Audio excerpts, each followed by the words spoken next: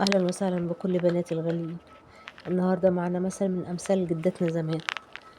زمان قالوا إيه؟ قالوا جوزك على ما تعوديه وابنك على ما تربيه. كان في مثل جدتي دايما تردده وهي بتعلم بناتها واحنا صغيرين قاعدين نسمع من ورا الباب، تقول جوزك على ما تعوديه وابنك على ما تربيه. وكنا نقول يعني إيه؟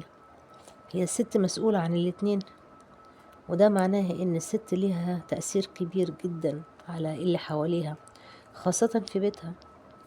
جوزك على ما تعوديه يعني من أول الجواز انت اللي بتحددي شكل العلاقة بينكم هيكون ازاي. لو تعود على الاحترام والمودة هيفضل على كده، ولو تعود على الصوت العالي وقلة الأدب برضه هيكون كده. وابنك على ما تربيه يعني التربية من الصغر هي اللي بتشكل شخصيته لما يكبر.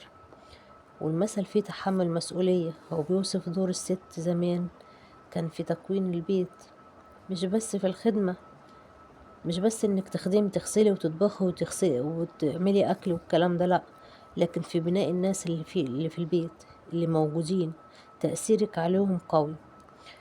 وانا شايفة ان المثل ده حقيقي، بس لازم نقول كمان ان المشاركة مطلوبة، مش بس من الراجل، لا، الست والراجل الاتنين لازم يبقى لهم دور فعال.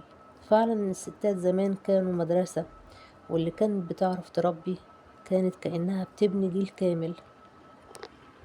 والمثل من سوريا كان بيقول ايه؟ الأم مدرسة، إذا أعددتها أعددت شعبا طيب الأعراق.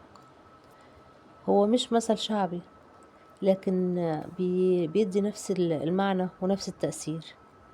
والمثل ده مش بس نصيحة، ده درس، كمان درس حياة من جدتنا. ولو انت فاكرة مثل زي ده اكتبولي في التعليقات، ويمكن نعمل عنه حلقة قريب، وممكن نقول اسم اللي كتبته.